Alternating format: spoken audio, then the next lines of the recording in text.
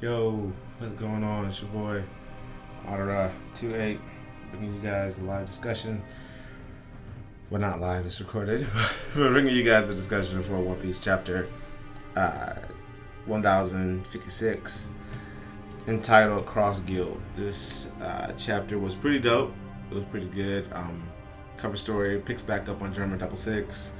You know, last time we saw this cover story, Reiju and I believe and the other Vince Smoke children spotted Gangster Gastino, aka Caesar Clown, but now they're being attacked by Oven and Katakuri. We know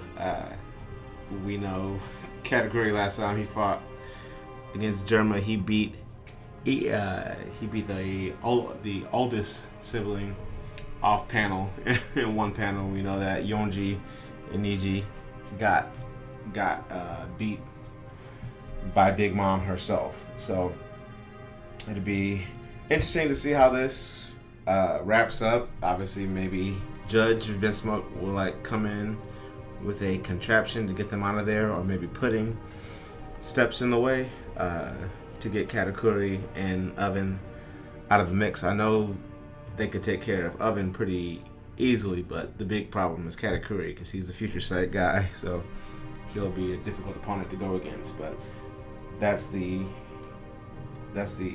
intro to it. As I said, let's pick it back up on that cover story. The rest of the chapters, when we get certain information, is dropped on us. Obviously, the biggest thing is Cross Guild, what that potentially means for the rest of the series. There's another mystery that Oda has put into the series. The guy scarred by fire. So this is like the 526th or 1000th mystery that we now have in the series that's supposedly wrapping up in 3 years. But yeah, the beginning of this chapter starts off with the Scabbards. After the battle, they're under the impression that Momo made Green Bull go away, when we really know it was red-haired Shanks that got him out of there. But Raizo and Shinobu are dried up because the nutrients that they got drained out of them because of Green Bull. But we know Kinemon was talking about his wife and how she's still as beautiful as she was when he last seen her, which for her has been 20 years, but for him maybe about 4 or 5 months since he had saw her. And so they had a great night together. Raizo says he wishes he actually had a woman, but they tell him to just focus on getting better. From there we get something that's really surprising, but I guess Oda is doing this for fans of this character because she did do very well in the recent polling. You know that Carrot, I think she finished top 7, I think, either top 7 or top 8 worldwide in the polling. So she's not going to be a Straw Hat, but she will be the new king of the Mo.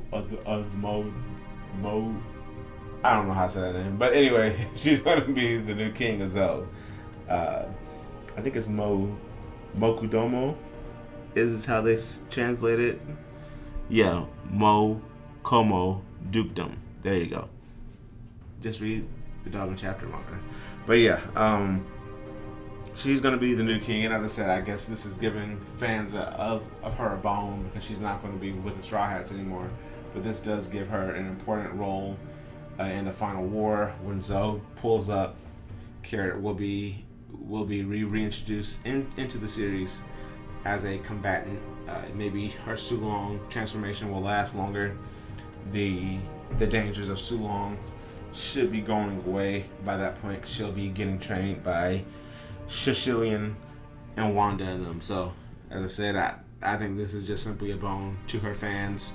Because honestly, putting a 16-year-old in charge kind of really doesn't make sense. I know Momo's kind of the same way. He is 28, but that's because of Shinobu's ability to age up things with her rot fruit. So I feel that this is the same way, but still a good development. And even though originally Sukiyaki said he would not tell Momo, and then he was alive in chapter, I believe, 1053, I guess he went back on that, and now he is telling them that he is alive and that he is their grandfather. And so this means Momo is going to learn how to write down the inscriptions on the poneglyphs. He's going to learn how to read the language, to understand the language, and then eventually, if he has kids, he'll pass that down again. But yeah, he lets them know pretty much all the Scabbards knew except for Kinemon, so that's why that gag is there with him with that shocked face, looking like, you know, I was the only one who didn't know, but he was trying to hide it, right? And then our next transitions with the Straw Hats together, and the first time in a long time, just by themselves in a panel. You get to see Zoro in the background taking care of his swords. Robin lets him know that Pluton is in Wano Kuni. Frankie is surprised, but Sanji talks about how, like, you know, Frankie burned him, but Frankie asks, you know, hey, do you want it? And Luffy's like, nah, I don't need it. Obviously, that's saved for the end when Zunisha comes back and breaks the borders. I believe that's what is going to happen. Zunisha will be the one to break down that wall that will unleash whatever Pluton is, because they keep saying Pluton is sleeping. Could be a euphemism for like it just lying in wait, but Pluton could actually be a gigantic sea creature as well. Not a sea king, but a gigantic sea creature that only maybe the Shogun of Wano can control, or maybe Joy Boy can control. So, aka Monkey D. Luffy. The next part is Shinobu appearing with Otama. Otama is going to be a Kunoichi in training underneath Shinobu, and she's back to looking sexy, if you will, because of all of her fat being drained away, or aka nutrients being drained away by Green Bull. And so obviously Sanji is Sanji. You know, our eyeballs are popping out as hearts as he sees this. Then we have Karibo, who sees it and hears about Pluton being in Wano, so now he knows about two ancient weapons. One is Poseidon, aka Shirahoshi, and then now he knows about Pluton being in Wano. So he says that he has to let a certain someone know. People are saying maybe Crocodile, maybe Blackbeard, or maybe even Buggy the Clown, right? So then right after that, the next few days later, Momo's walking through the Shogun building, or castle, if you will, and people are giving him updates or trying to talk to him, but he's walking past everybody, and then he's trying to ask Zoro to give him some moves, to teach him some new techniques, but none of the Straw Hats are there. They're all gone. Apparently that morning they said goodbye to Hiyori and Otoko and everybody else, but they didn't say goodbye to Momo and Kinemon. So we know that Momo and Kinemon were with them since Punk Hazard. So it should be more of a emotional goodbye, because they did just recently meet the other Scabbards 2 weeks ago, and so they're gonna have a more difficult goodbye, kind of like when they left Princess Vivi in Alabasta. They didn't make it a show; they just walked off, but then they still had the marks on all their wrists, showing that she is the unofficial 11th member of the Straw Hats.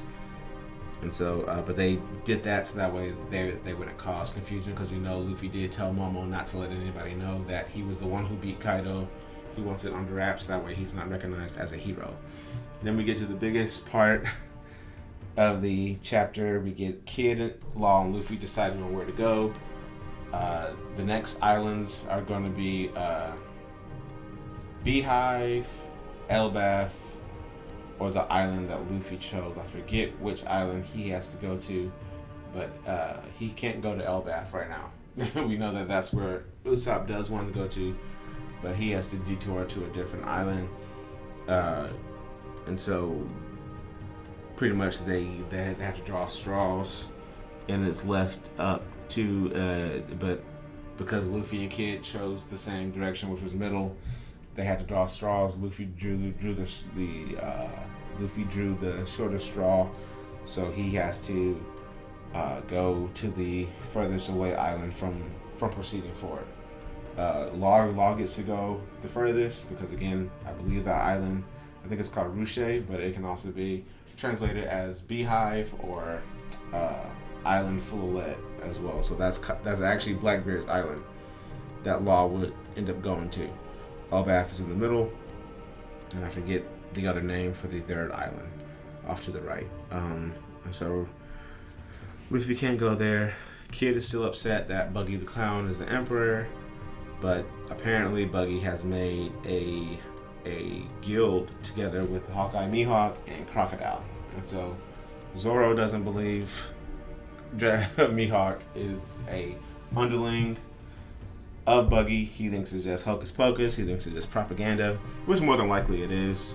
I believe more than anything, Buggy actually hired Mihawk on to be the bodyguard for like the crew.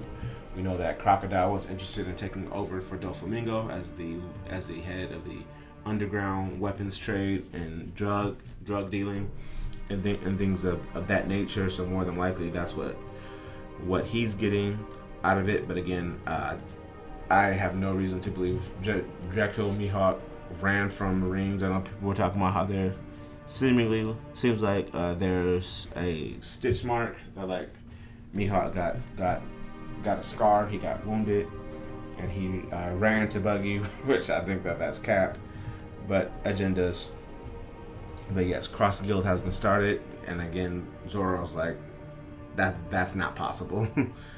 He doesn't believe it at all. But what Buggy has done is that Buggy has begun to put bounties on Marines, and so that right there is interesting because that is one thing I know a lot of people have been wanting is for the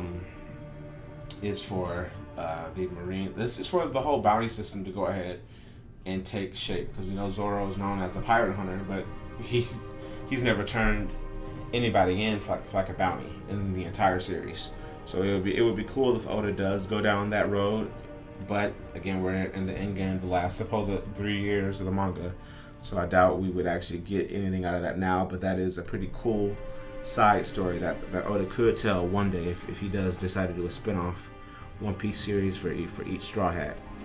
And so yeah, that's pretty much it. But Law's like, well, if he can command people like Croc and Mihawk, then he does deserve to be called a Yonko.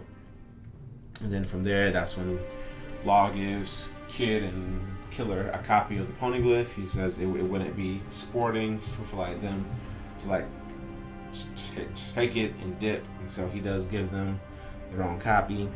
And then that's when they mention the man scarred by like fire, or the man with a burn scar. People are saying it's Scapa Gaban. The obvious choices would be Sabo and Kuzan, but one Sabo is a revolutionary. That's not going to work. Plus, I don't believe he can read poneglyphs.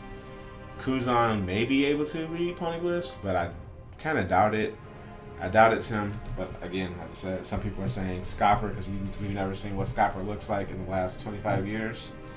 So it could be Scopper Gavan who has the burn scar, because there was a guy who showed up to drink with Crocus in one of the decks of the World series that Oda used to do back in the day. So that could have been Scopper, but that guy had long blonde hair, so people were saying that was Golden Lion Shiki. We don't know who it is that they are talking about. Cosmo, one of the guys who I'm in a Discord with, he did put out on Twitter that he thinks it could be Nico Robin's father, maybe. But Law is being quiet, so maybe he also knows something about this guy as well. But Kid teases Luffy about it because Luffy doesn't know about the man with the burn scar. So, but then from there, at the end of the chapter is that Yamato is declaring that she will live like Odin and that she wants to join the Straw Hats on the high seas. So that's basically the review for this chapter. I thought it was pretty good. If I was going to give it a score, probably 7.5 or an 8 out of 10. Pretty solid, and I can't wait for the chapter in 2 weeks that is going to come out, because we're on a break week this week. But that was me, Mauro28, signing out. See y'all soon.